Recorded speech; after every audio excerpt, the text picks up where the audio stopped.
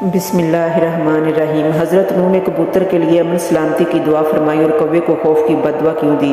कबूतर एक ऐसा खूबसूरत दिलकश परिंदा है जो हर किसी को अच्छा लगता है। यही वजह है कि परिंदा अक्सर घरों में पाला जाता है, घरों के अलावा अक्सर मज़ारों पर भी मौजूद होता है। कहते हैं कबूतर वो जानवर है जिसके लिए हज़रत नूह ने अमन सलामती की दुआ फरमाई।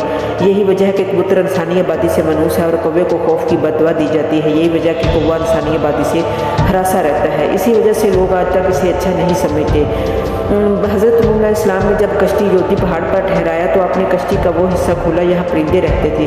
तो आपने कौवे से फरमाया कि ज़मीन को देख के इस पर कितना पानी है, कितना शहर गर्क हो चुका। कौवे को एक मुर्दार जानवर मिला, वो इसी को खाने में मस्त हो गया, वापस ना आया। इसी से अरब की एक कहानी है कि मशहूर है कि फ़लाँ कौवे से भी ज़्यादा देरी लगाता है। चनाचे हज़रत नूह अलैहिस्सलाम को खुश्क और सख्त ज़मीन की ज़रूरत थी, इसलिए इसके देर करने पर कबूतर को भेज दिया गया। वो ज़मीन का कोई खित्ता भी नज़र न आया, इसलिए वो ज़ैतून का पत्ता लेकर हाजिर हो गया। इससे नूह अलैहिस्सलाम ने अंदाज़ा लगाया कि पानी कम है, जिससे दरख्त ज़ाहिर हो गई है लेकिन ज़ेरे आब है। चंद दिन ठहर कर फिर इस कबूतर को भेजा तो ज़मीन की कीचड़ में उसके पाँव भर गए। वापस आया तो नूह अलैहिस्सलाम ने देखकर अंदाज़ा लगाया कि अब पानी ज़मीन में जज़ब हो गया, लेकिन ज़मीन खुश्क नहीं हुई। हज़रत नूह ने कबूतर की इस कार्रवाई पर बहुत खुश हुआ और उसके गले में सब्ज़ तोक पहनाया। आज वही तोक कबूतर की खुशबख्ती की खबर देता है। साथ ही हज़रत नूह ने कबूतर के लिए अमन सलामती की दुआ फरमाई। यही वजह कि कबूतर इंसानी आबादी से मनूस है और कौवे को खौफ की बददुआ दी। यही वजह कि कौवा इंसानी आबादी से हरासा रहता है। इसी वजह से लोग इसे अच्छा नहीं समझते। हज़रत नूह अलैहिस्सलाम की बात नहीं मानी थी, इनके लिए खबर लाने का काम किया।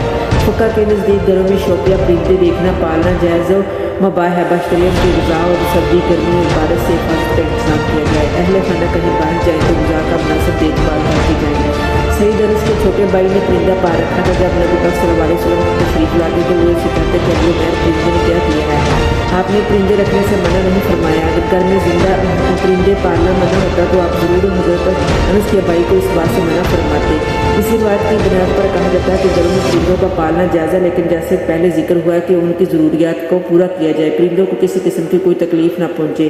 कबूतर भी एक परिंदा है, इसलिए कबूतर का घर में पालना दुरुस्त है। याद रहे कि परिंदों को उस्ताने के बारे में ममानत है, जैसा कि अबू दाऊद ने हज़रत अब्दुल्ला बिन मसूद की रिवायत करदा एक हदीस में है कि कबूतर का जिक्र है जिसमें कबूतर अल्लाह के रसूल पाक सल्लल्लाहु अलैहि वसल्लम के सर पर मुबारक पर मंडरा रहा था। अपनी ज़बान में शिकायत कर रहा था, किसी ने उसके घोंसले से अंडे उठा लिए थे। नबी पाक सल्लल्लाहु अलैहि वसल्लम सहाबा में ऐलान किया कि एक सहाबी ने अंडे उठाना कबूल किया तो उन्होंने हुक्म दिया कि वो घोंसले में अंडे वापस रख दे। इसी रवायत से मालूम हुआ कि परिंदों को उस्ताना नाजायज़ है और परिंदों को उस्ताने से इसलिए रोका गया है। परिंदों की बददुआ लगने का भी खदशा है, क्योंकि कबूतर इन परिंदों में शामिल है जो कि अंबिया अलैहिस्सलाम का पसंदीदा रहा है। इसलिए अगर कबूतर को उस्ताया जाएगा तो कबूतर भी बददुआ दे सकता है। अल्लाह हम सब को हिदायत दे, आमीन या रब्बुल आलमीन।